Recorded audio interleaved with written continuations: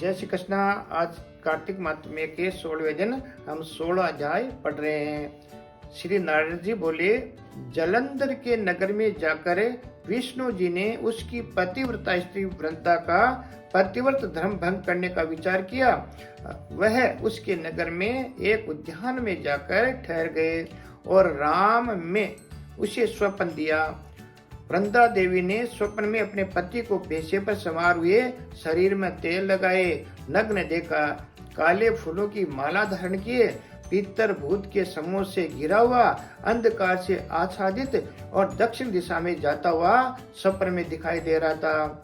शीघ्र अपने साथ अपनी नगरी को समुद्र में डूबते हुए देखा।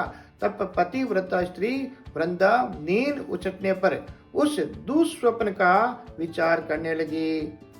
धुंधले तथा अनेक छिद्रों से युक्त सूर्य नारायण को उगते देखा।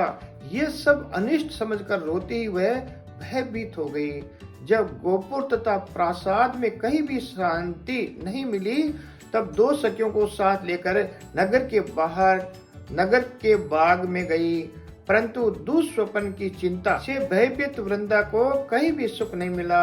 वह एक बाग से दूसरे बाग में जाती थी, तब भी शांति न मिली। इसके बाद वन में घूमती हुई उसने सिंह के समान आकृति वाले भयंकर दांत, विकराल नेत्र वाले दो राक्षस को देखा। उन्हें देखकर वह व्याकुल होकर भागने लगी। उसी समय अपने शिष्य के साथ एक मौन बैठे हुए शांत स्वभाव तपस्वी को भी उसने देखा। तब भय से अपने दोनों हाथों को ऋषि के कंठ में डालकर बोली कि हे महाराज, मैं आपकी शरण में हूँ। इन भयंकर राक्षसों से मेरी रक्षा कीजिए। मुनि ने राक्षसों से डरी हुई राक्षसों के द्वारा पीछा की हुई बाला को देखकर हुंकार ही से उन दोनों को पीछे भगा दिया। उन राक्षसों को हुंकार के भय से भयभीत तो भागे हुए देखकर भूमि में दंडवत प्रणाम कर वृंदा कहने लगी। वृंदा ने कहा, हे कृपानिधे, भयंकर भय से आपने मेरी रक्षा की है, इसलिए मैं आपसे कुछ विनय करना चाहती हूँ। आप कृपा कर सुनिए। हे सुव्रत, मेरे पतिदेव जलंधर महादेव जी के साथ युद्ध करने के लिए गए हैं। वे युद्ध में कैसे हैं, आप कृपा कर कहिए। नारद जी ने कहा। उसका वचन सुनते ही मुनि ने कृपादृष्टि से ऊपर को देखा। उसी समय दो बंदर वहां पर आए और प्रणाम कर मुनि के सम्मुख बैठ गए।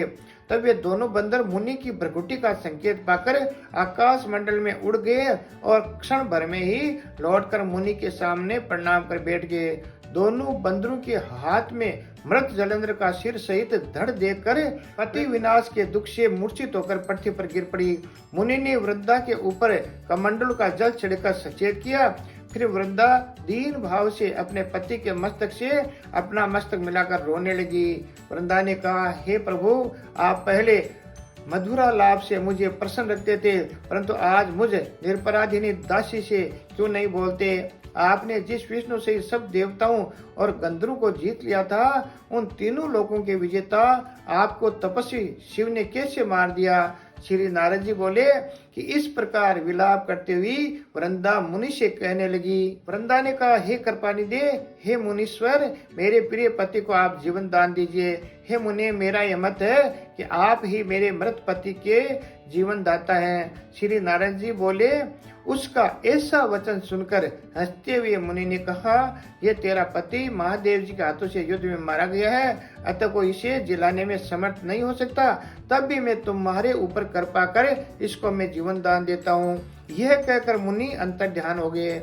तब जलंधर जीवित हो वृंदा को आलिंगन कर प्रेम पर उसके मुख का चुंबन करने लगा। तब वृंदा भी अपने पति को देख करके अत्यंत प्रसन्न हुई। उसी वन में जलंधर के साथ बहुत दिनों तक विहार करने लगी। नारद जी ने कहा, एक समय सहवास के अंत में उसको ज्ञान हुआ कि ये विष्णु है। यह जानकर फटकारती हुई क्रोधित वृंदा बोली, हे हरे, पराई स्त्री के साथ रमण करने वाले आपको धिक्कार है।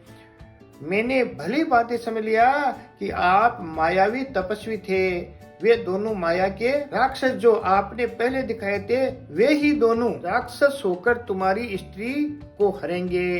स्वयं तुम भार्या के दुख से दुखी होकर वन में बंदरों से सहायता लोगे और समस्त संसार के स्वामी होते हुए भी तुम वन वन में स्त्री के वियोग में घूमते फिरोगे। और ये जो तुम्हारा शिष्य बना था वह मृगा होगा। ऐसा कहकर वृंदा ने विष्णु भगवान के बारंबार रोकने पर भी अग्नि में प्रवेश किया। तब विष्णु भगवान बार बार वृंदा का ही स्मरण करते हुए और उसकी चिता की भस्म तथा धूलि को शरीर में लगाते हुए वही व्याकुल होकर पड़े रहे।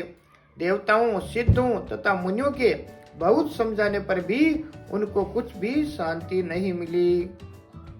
16 दिन की कथा समाप्त होगी है। कल हम 17वें दिन की कथा सुनेंगे, इसलिए आप नारायण भक्ति चैनल को सब्सक्राइब कर लीजिए और घंटी का बटन भी दबा दें ताकि आपको कल की कथा सीधी प्राप्त हो सके। जय श्री कृष्णा, जय योगेश्वर।